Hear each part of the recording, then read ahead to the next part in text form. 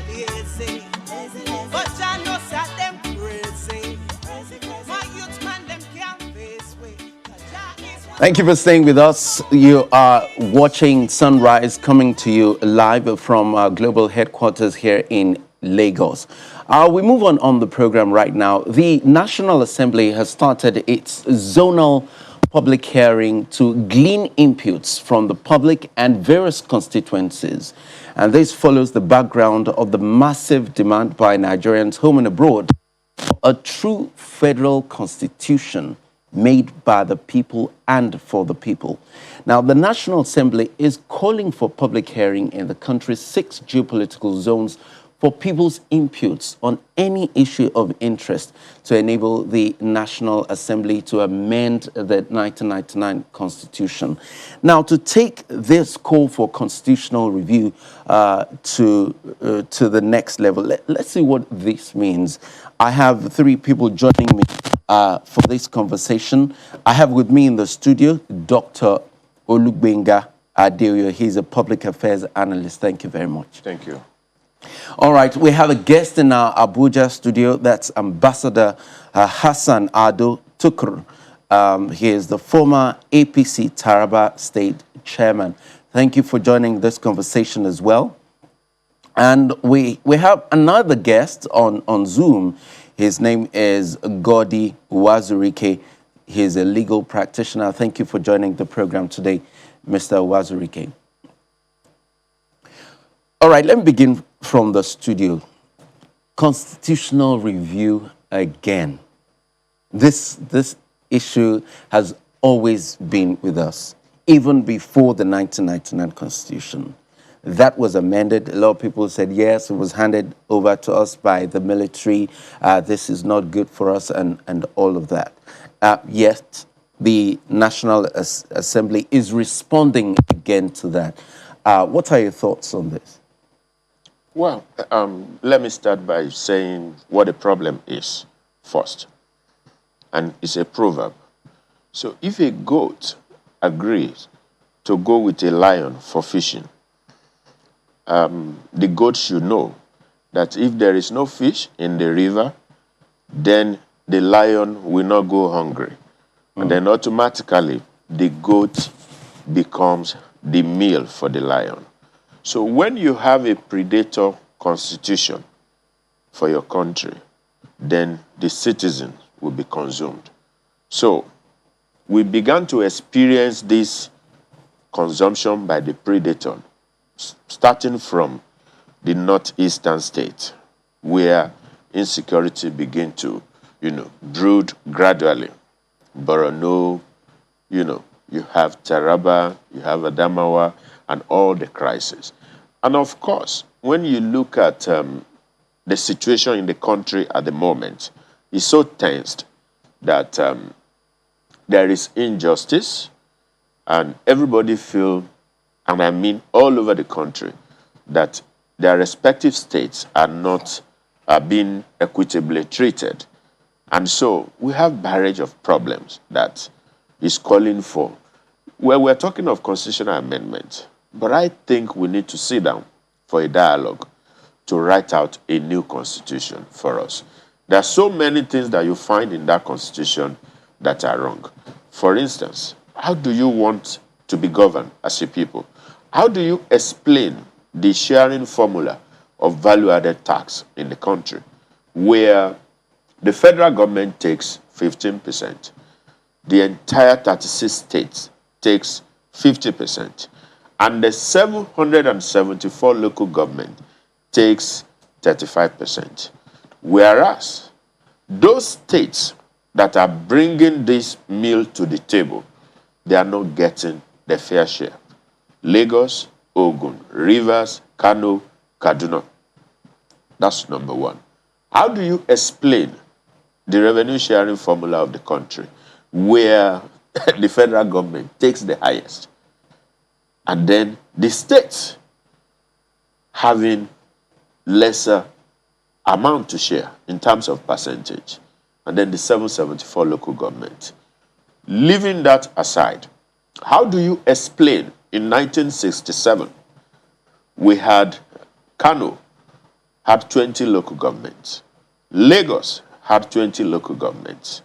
Today, 2021, 1967 till date, that's over 50 years.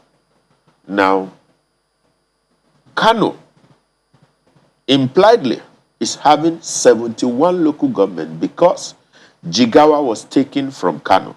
Jigawa has 27 local government. Kano has 44 local government. If you are a Lagosian, how are you going to feel that Lagos, till today, has 20 local government? When you check population, the number of crowds that you have in Lagos, I want to believe, is more than any state in the country. And this is where the money comes from. How do you explain that?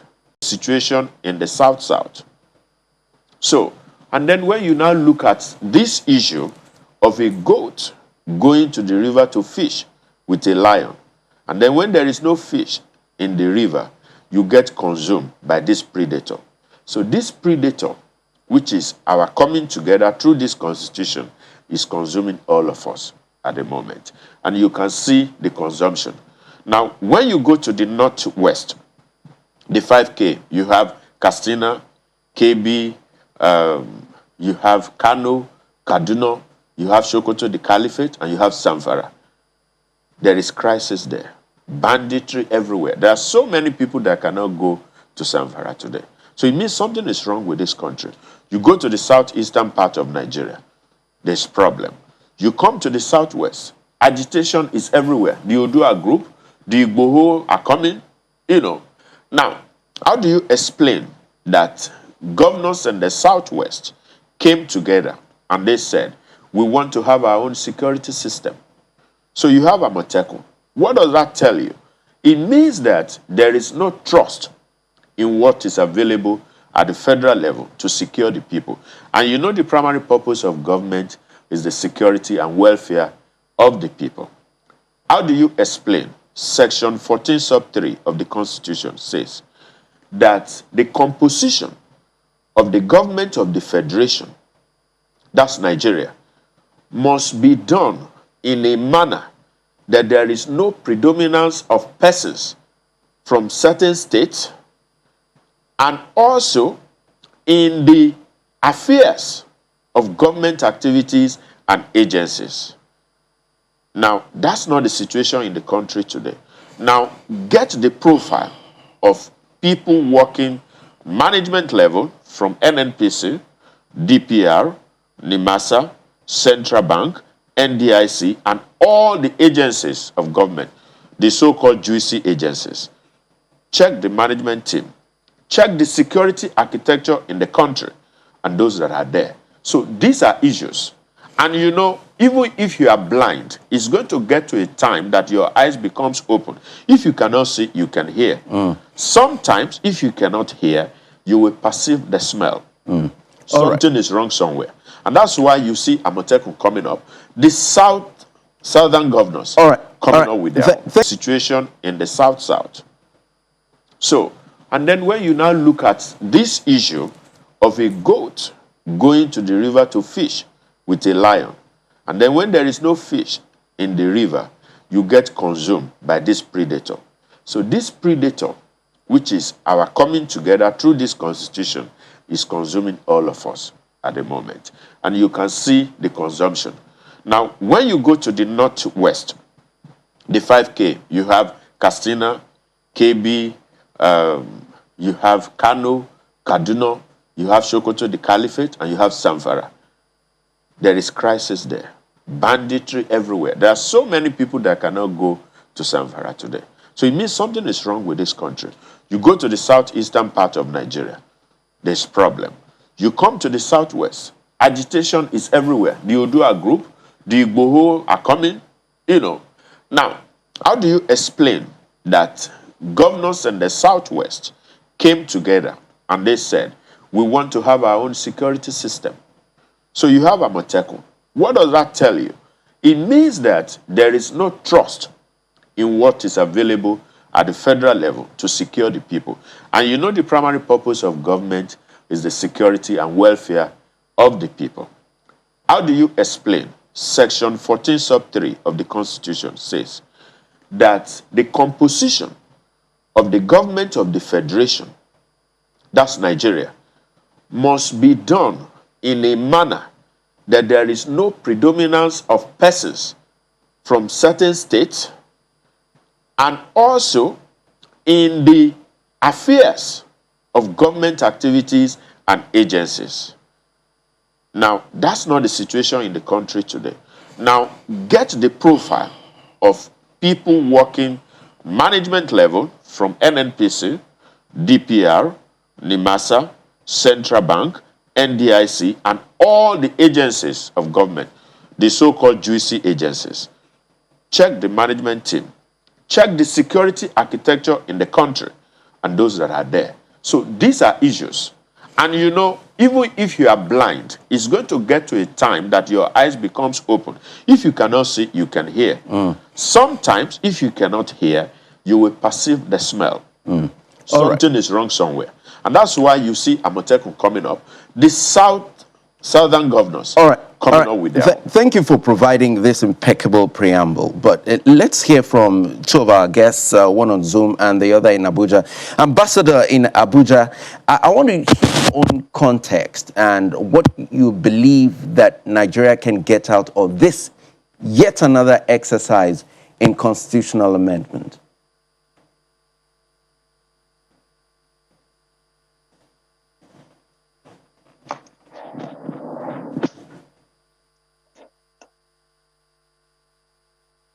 Jika Ardo, former chairman of APC in Taraba State, now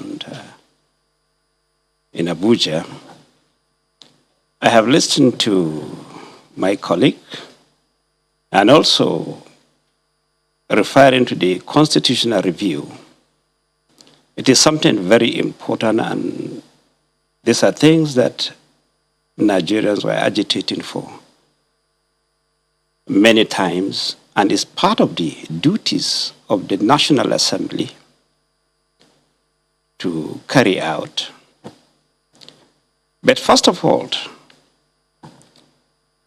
there are fundamental issues that we need to address as Nigerians. Before we talked about the economy, number one, security, then economy, and other things, do we really agree that we are Nigerians and we are patriotic Nigerians and we are ready to remain as one indivisible entity? We don't talk on sentiment based on what our personal interest is, but we talked about what this country is and what we want this country to be, with particular reference to our great leaders like Sir Ahmadu Bello, the Zik of Africa, Chief Obafemi Awolowo, and a host of others. They have struggled over time and unite this country as one indivisible entity. No doubt, the constitutions of the Federal Republic of Nigeria, 1999, as amended, there are a lot of lacunas, errors, and areas that need to be addressed vis-a-vis with the current situation we find ourselves. If you refer back to 1979, it will be unwise or it's not tenable for somebody to provide a law that regulates the operation of the cybercrime in Nigeria. But situation has come up now that we need a law that regulates the operations of these outfits. Context that you have laid out for us there, but I really want to hear, if you can hear me, Ambassador, that's one context, that's one reason why you believe that we should make some adjustments to the 1999 Constitution. Let's hear from our guest on Zoom. I'll come back to you on that. Mr. Godi Uwazurike, let's hear from you. Why do you think that this constitutional review exercise is very important? Yes, good morning, viewers. This exercise is good because nothing is permanent in life. Whenever you find something wrong in the Constitution, you go ahead and work on it. But to pretend that all is well in the present Constitution is wrong. No Constitution is permanent. In this country today, we have something called federal character. And I can tell you without any fear of contradiction that the present government does not believe in federal character. There is impunity everywhere. Now we're asking for the devolution of powers. As it is today, the state governments have a lot of work, very little revenue. And federal government itself is overburdened also with unnecessary things. Let me just give you one small example. If I need to drill a borehole in my village, do I need to go to Abuja to go and talk to them? Land Use Act is very clear that the state governments are 100% in charge. Federal government is bringing all kinds of amendments to go and smuggle it in. So that the federal government will now have power to say there is Ruga, there is no Ruga. No. Constitution amendment is necessary. The judiciary workers have been on strike. Why don't strike? That the governors should obey the Constitution. All we're trying to do in this Constitutional amendment is to enforce what is already provided for, look for those things that actually are missing, and correct those we can correct. By this, I mean that our fundamental rights are there. They're for human beings, but definitely not for animals, like the Attorney General was trying to postulate the other day. So we reinforce it. You can't amend it easily, and you can't take it away. I know of several attempts by what they call executive order. Executive order is rubbish. If they go and read what Justice Ojukwu said in that case that came before her, she said, no, we cannot just go about arresting people, seizing people's passport, and stopping the movement of anybody. You must go to court to get an order. So in this, our constitutional amendments, believe you me, we're trying to rectify those things that are there. The 2014 National Conference deliberated on this extensively. But when President Buhari came, he said, I won't even look at it. And because he did not look at it, there is crisis in every part of Nigeria today. As it is today, if you are in nowhere like I am, you are conscious of where you are. Soldiers are shooting in the air. Can the governor call them to order? Certainly not. He doesn't have the powers. No governor has the power to order arrest of anybody, unless you are a friend of the powers that be. You saw what happened in Kaduna. The governor of Kaduna State declaring somebody wanted. Under what law? So the Constitution amendment is to reinforce the following. One, separation of powers, division of powers. Again, reduce the burden load of the federal government and move them to the states. Three, it is going to affect the revenue allocation formula between the states and the federal government. If the states are going to have more, then their revenue formula must alter favoratively.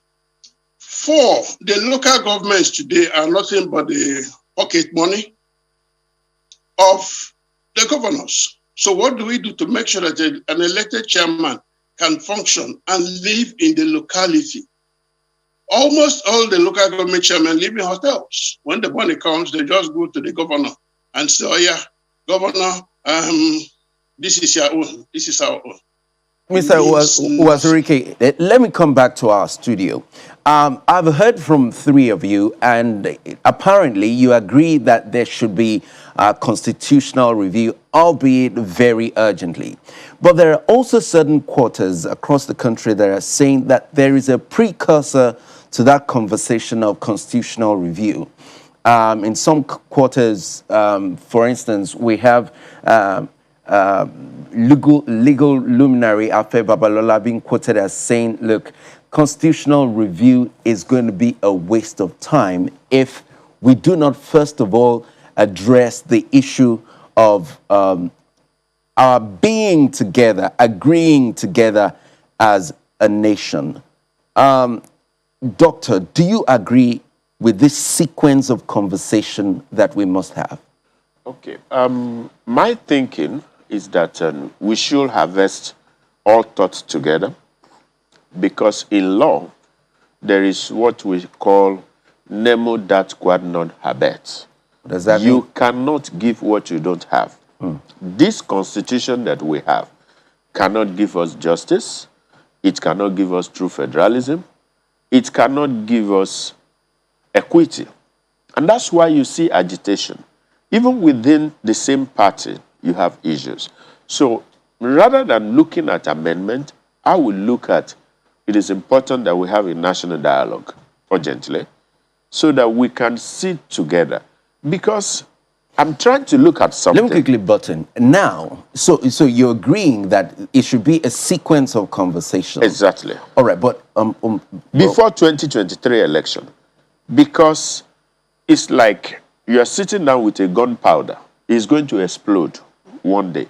So this amendment that is being, we're doing public hearing about now, the National Assembly, do you know that this federal allocation, which we need to address, the allocation system in the country, where federal government get 52.68, and states getting 26.72, and then all local government getting 20.6, and then the sharing of our value-added tax. The beneficiary of this lopsided arrangement of lack of true federalism are actually at the federal level. Now, the National Assembly is number one. I do not think when it comes to debate in the National Assembly, whether at the House of Representatives or at the Senate, that they will have the boldness to legislate against themselves.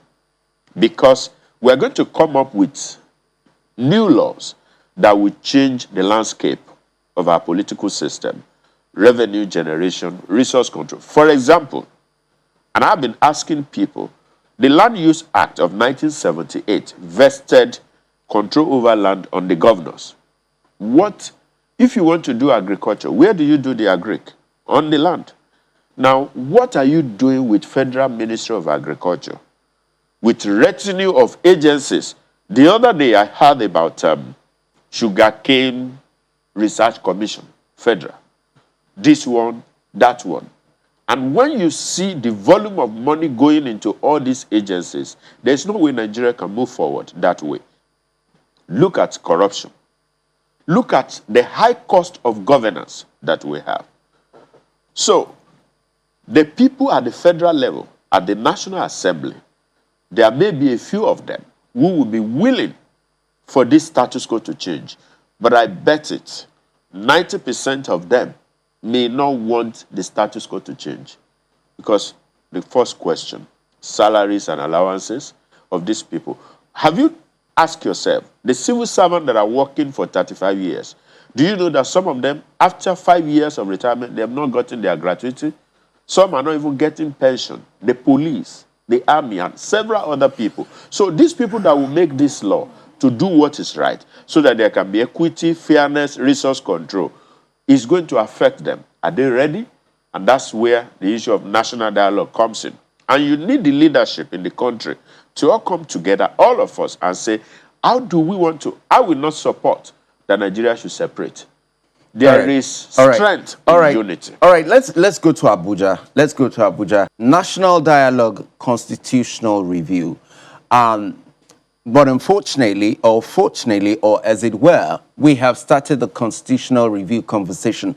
That's happening in the 6 geopolitical zones of the country.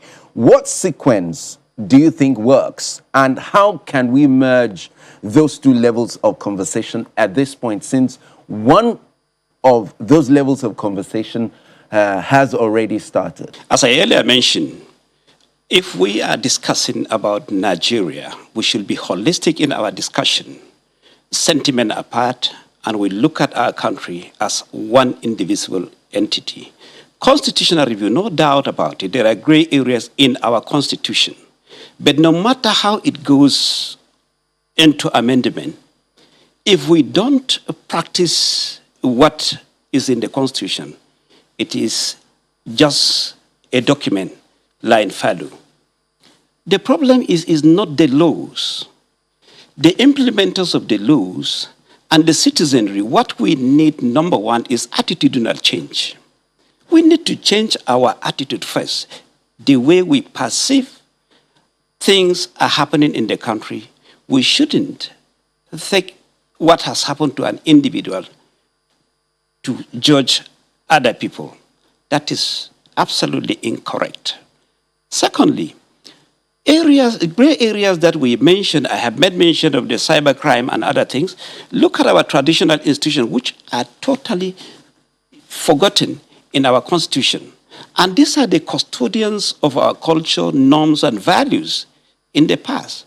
The security challenges we have today in this country boil down to the locals, and these locals are closer to the traditional institution. These are areas that we need amendment to capture the traditional institutions. Traditional institutions are historical institutions which we all respect, and then they were not captured. Thirdly, you look at the devolution of power, states, the federal government, state, and local government, and we talked about resource control. Let me give you a typical example. Refer back to 1943. What was the contribution of the various regions that we have in this country? Look at the contribution and look at the percentage of each region, what they contribute to the center. Then we had regional governments before. But if you look at what has happened in this administration, we know that there are things that are not in the interest of the masses and the locals, but especially when it comes to security. But let us look at the resources that we're talking about. I think we are forgetting certain things. In this government, when we are talking more resources should be given to the state, no doubt, the states and the local government are closer to the masses. But what are the state and the local government doing with those resources that we are giving to them? A typical example of the bailout that we are giving to state, how were they utilized? Then the allocation that we are going to the local government, you can imagine the chief executive of the local government will tell you that he doesn't want the autonomy. A chairman of a local government, because he is being appointed by the governor, he doesn't want autonomy. State assemblies doesn't want autonomy. And you said all these executive orders are nonsense. Then what are we talking about? What we need to do is, first of all, we change our attitude and look at our country. If a Nigerian will go out of this country and go and burn Nigerian flag, and you expect such a person to be respecting the Constitution, no matter how beautiful our laws are, such people cannot respect the Constitution, no matter how beautiful the laws are. We have beautiful laws in the Constitution. We cannot condemn the Constitution in total. But then, thank you very much. Let me take this thought. Like other countries that respect their country. Ambassador Ado, let me take this thought to Owerri, where we have Mr. Wazirike. Now, it appears that there is some measure of doubt here that we've had this kind of call to have this conversation, but it appears that people don't really, people anticipate that we might not get the right results that we anticipate in this conversation. I'll allow you to answer that question when we come back from after this break. Don't go away.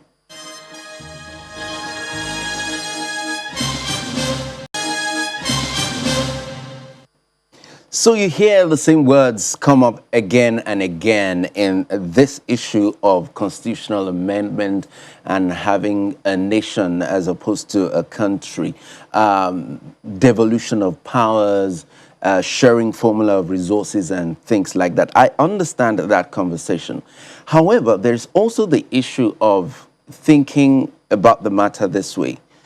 If we were an honest set of people, if we were people of integrity, couldn't any other country have taken this same constitution with a set of honest leaders and honest people and do better with it? Let me go to Owerri, where Mr. Wazirike is, to share your thoughts on the balance between a bad constitution and a bad people. I'm not essentially calling us a bad people, but we could do better as a nation, despite a bad constitution. What's your thought? Well, I think you don't call us a bad people. We also don't have bad rulers. But right now, we have what I would call tolerant population. In other words, here, we tolerate all kinds of rubbish. In this country, we were here when the Chief Justice of Nigeria was disgraced out of office, and there is no constitutional backing for that. Those who executed that plan are still in the corridors of power, basking. So in this country, the reason why we have this constitution that is about 22 years old is to guard us and guide us, to protect our rights as citizens, to tell us what to do. The same constitution made provision for amendment. And as long as there is room for amendment, any faults, any lacuna must be looked into. My worry is the honesty of the present government. Elections will come up in a little more than a year and 6 months now. 7 months, 1 year, 7 months. In the next 1 year, INEC will be calling people to come for all these primaries. Are we going to meet up with the time? Yes, we're still going to go to the state governments. But believe you me, the honesty of the leadership of the country is key. America has practiced their own for hundreds of years. They still make the amendments. Britain has an unwritten constitution, but still has what it takes to move on. The honesty and the readiness and willingness of our rulers to resign for constitutional infraction will always be there. For instance, all the governors should have resigned for tampering with the funds of the judiciary, the funds of the legislature. So in this country, we have honest people. We also have dishonest people. And things will improve when we have a governor who will now come up and say, look, this is the revenue of the state. This is what I've received. This is what I've done for.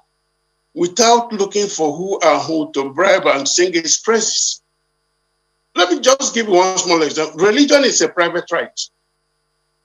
Yet you find the government spending billions of naira on pilgrimage, on building mosques. Federal Minister of Agriculture just built a mosque the other day in one remote area in Bauchi. Not one word. We have Mr. President who has refused to say any word about Pantami. That one is swept under the carpet.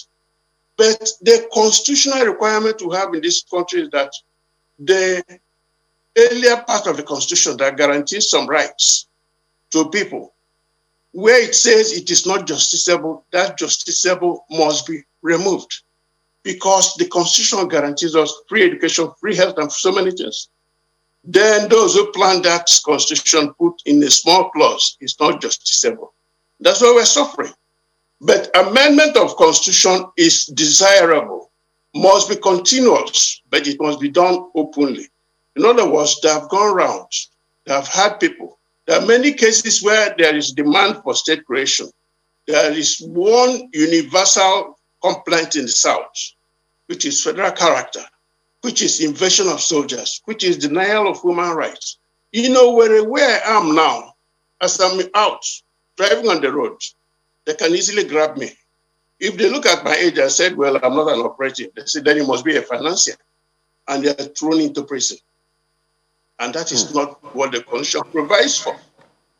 So, Constitution is there to guide us on our day-to-day, but there's something, an assumption which the Constitution made, which is that we have honest leaders coming up.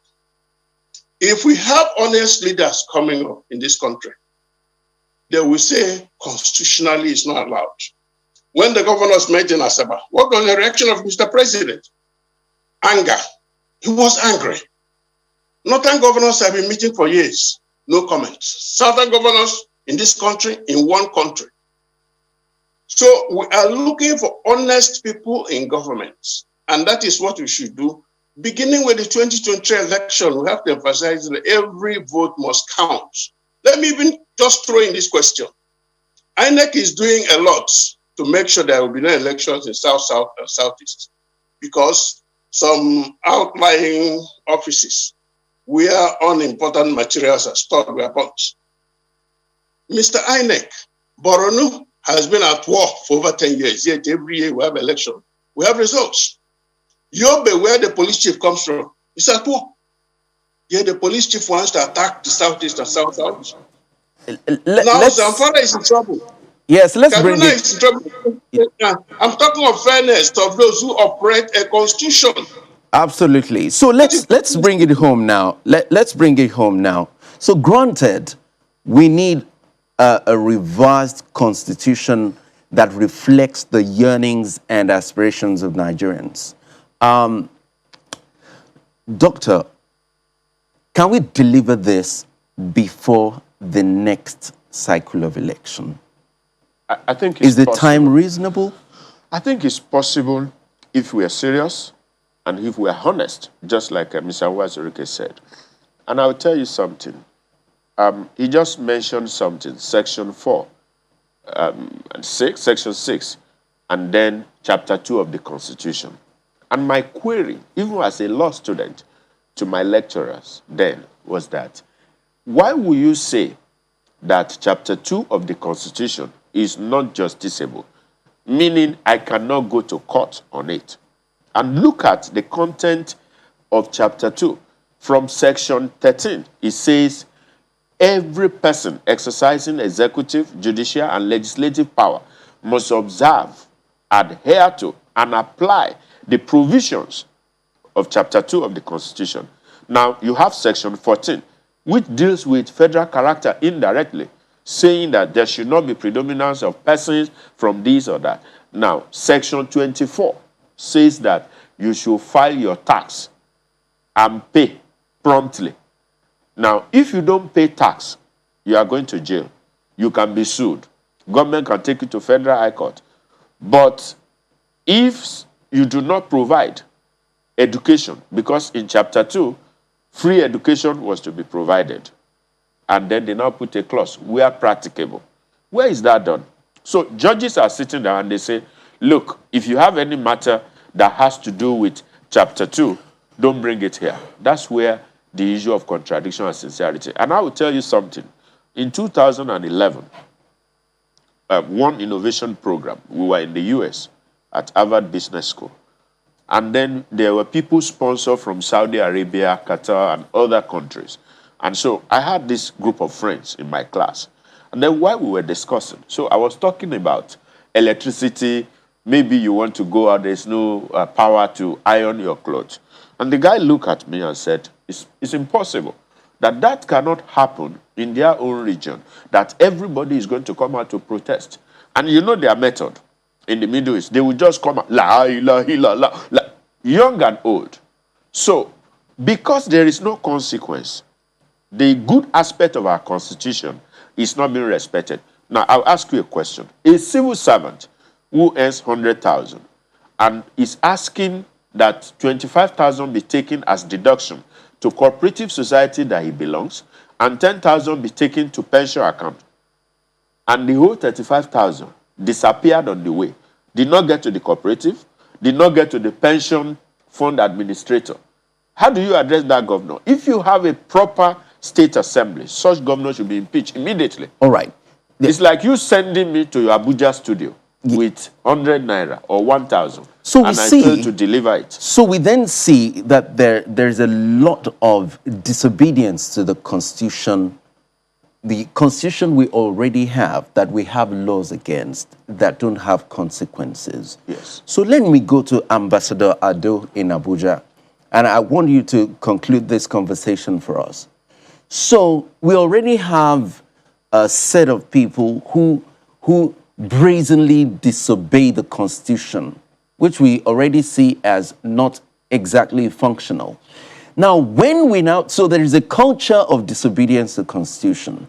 So let's now assume that today we have a Constitution that we all agree is the best for us. We still have a problem of people already developing a culture of disrespecting the Constitution. Where do we go from there, and how do we strike that balance? Let me start by saying that the entire country, the entire citizens of Nigeria, we need to look at ourselves. That is why when we say the change mantra that we're talking about, we said we started with ourselves. Myself, you, and others, everybody need to change and obey the constitution. That is why I made mention of a Nigerian who go outside this country and burn the Nigerian flag, and then he don't have any respect for Nigeria or Nigerian constitution. How do you change such a person? What we need is attitudinal change. That is what I said earlier.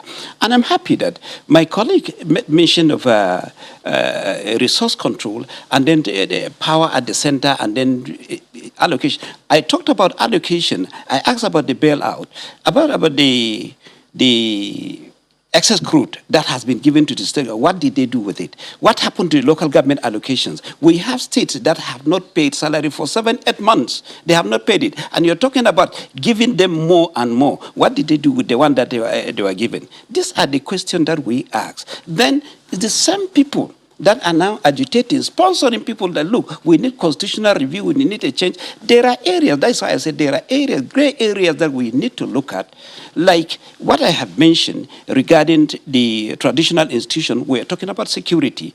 When you talk about security, then we also talked about economy. What happened to our economy? How are these funds being utilized? We have seen it, and people are talking about power sharing and the rest of it. All this local government and state, they have been functioning with the resources that were given to them, but what did they do with the resources when salaries are not paid? He made mention of pension and gratuity. I'm a retired civil servant. I have served for over 25 years. I retired. Up to now, in the last 10 years after my retirement, I could not get my gratuity. What happened? When a bailout was given to the states to pay gratuity and pension, what happened to the money? Then all these monies that have been given out to them, what did they do with the money? So the issue is what we need. First of all, we should change our attitude, respect our constitution, the few laws that we have, or those laws that we have that we feel are in conformity with our yearning and aspirations. We should obey those laws. And then start from the traffic light that you obey. You as a citizen, because the security men cannot be all over the country.